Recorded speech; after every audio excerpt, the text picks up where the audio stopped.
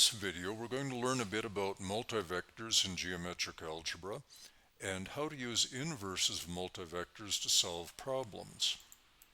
Our motivational problem will be finding tangents to a circle from an external point. We will formulate that problem in geometric algebra friendly terms that involve a multivector. Then we will solve that problem via multivector inverses, and for those who want to stick around for it, we will check the solution via GeoGebra. So let's get into it here. This is our problem, an external point P and a circle, and we want to find the 2 points of tangency. The way that we will formulate that is shown here. We will express the original vector here, C, or from the external point to the center of the circle, as a vector sum here. T hat 1 is a vector in the direction from the point P to the point of tangency that's shown here. And we know from geometric algebra that if we multiply on the right hand side by the unit bivector I for the plane, then what we get here is a unit vector that is perpendicular to T hat 1 itself. So this vector is R times T hat 1I. Again, T hat 1I is a 90-degree rotation of T hat 1 in the sense of I. Of course, there is another point of tangency, and we'll deal with that later. For now, we're just going to stick with this one, T hat 1. We'll note here that the length of the vector from P to this point of tangency, if we use our Pythagorean theorem, is the square root of C squared, the hypotenuse, minus R squared, the length of this other side here. So C is a vector sum of all this, which is this vector, plus R times T hat I. What we will do then is take advantage of some properties of geometric algebra to factor that as shown here and rearrange it so that what we get, C is equal to T hat 1 times this scalar plus R times I. So we have the sum of a scalar and a bivector, and that is a simple example of what's called a multivector. We have the sum of elements that are of two different grades, scalar and a grade 2, which is a bivector. Next, what we'll do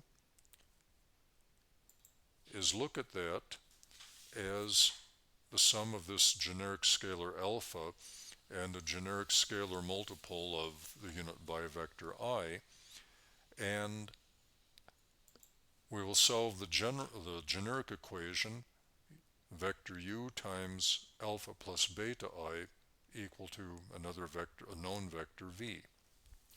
So now we'll get into the solution of that. We want to have u on this side, of course. U is our unknown. We want to have that by itself, so how are we going to undo this multiplication? Well, what we're going to use is this idea, that alpha plus beta I times alpha minus beta I, this is an idea very similar to the use of complex conjugates in complex numbers. If we work all that out and realize that I times itself is -1, we get that alpha plus beta I times alpha minus beta I is alpha squared plus beta squared.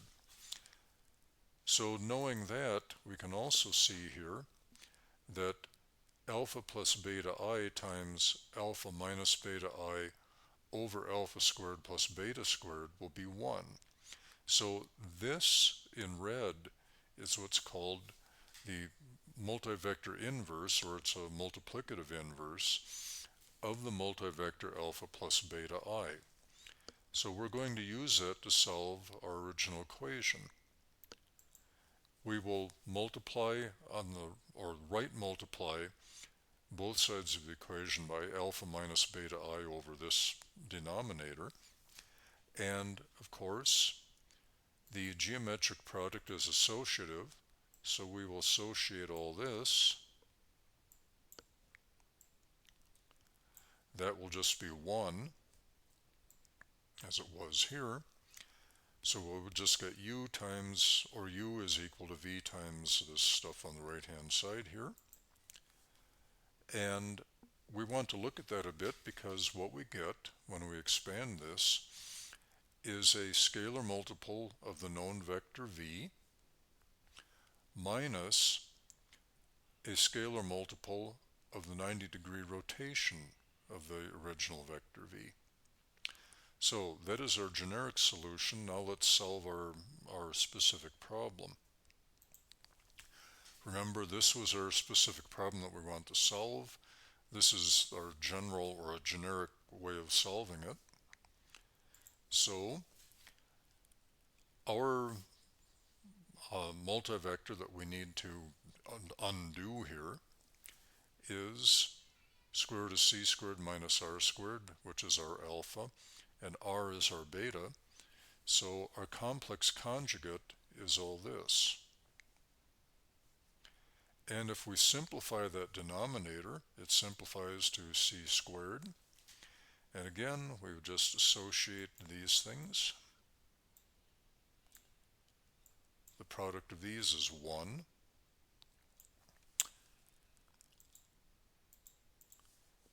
And now what we get when the smoke all clears is t hat 1 is equal to square root of c squared minus I squared. Well, you can read it yourself.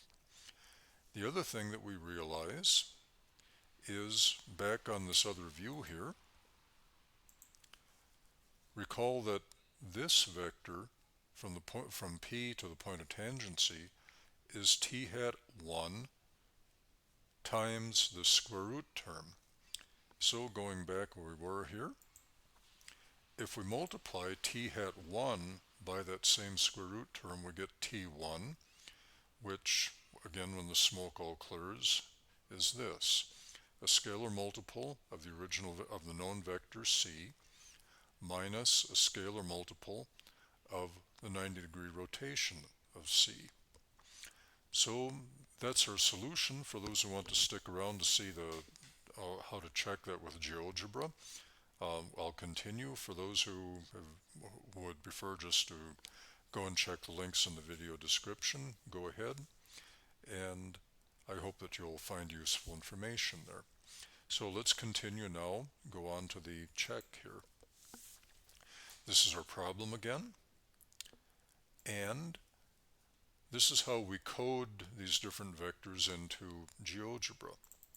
So I'm going to copy those. The parallel component of T1 will be this. Copy that, put it in the input bar, paste, and something didn't quite work there. I'm sorry. Take that out. Yeah, now we have it as a vector. So the parallel component is that vector. I want to find now the endpoint, which I actually had a moment ago, because I will need that endpoint in a moment. Copy that, paste it in. Now I have the endpoint of that vector, and now I want to have the perpendicular component of T1 rather. Copy that, paste it, so that will be the perpendicular component, and now we will add the perpendicular to the parallel. We will do that via this tool, vector from point. So it's this perpendicular component is a vector which we'll add to the endpoint of the parallel, and that allegedly is a point of tangency. So let's check that out with our tangent tool from that point to the circle, and yes, it is a point of tangency. For the next check, we're actually going to work on the other point of tangency here, so to avoid cheating, I'm going to hide that. Hide that. These are the things that we'll use. We're going to check it in a little bit different way, though, to check our solution for the other point of tangency. This is what I'm going to put in.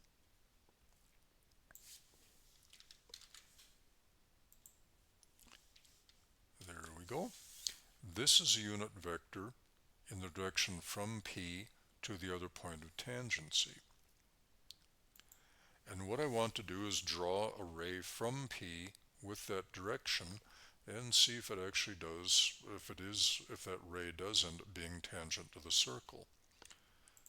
So here's a moment of truth, a ray from